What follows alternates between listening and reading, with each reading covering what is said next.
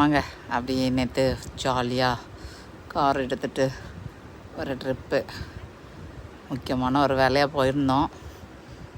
சரி அப்படி போயிட்டு வரலாம் அப்படின்ட்டு முடிஞ்சால் கன்னியாகுமரியும் போயிட்டு வரலான்னு நினச்சோம். ஆனால் ரிட்டன் வர வேண்டிய சூழ்நிலை ஆகிப்போச்சு.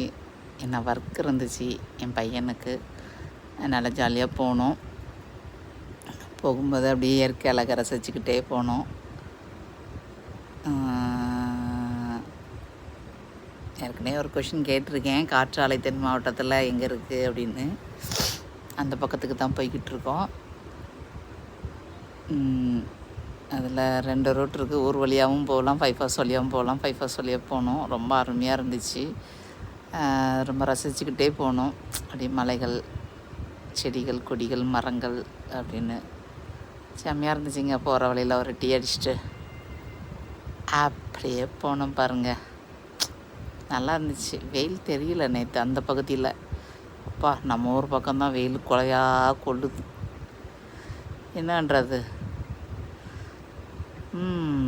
இப்படி போகும்போது தான் இயற்கை அழகை ரசிக்க முடியுது.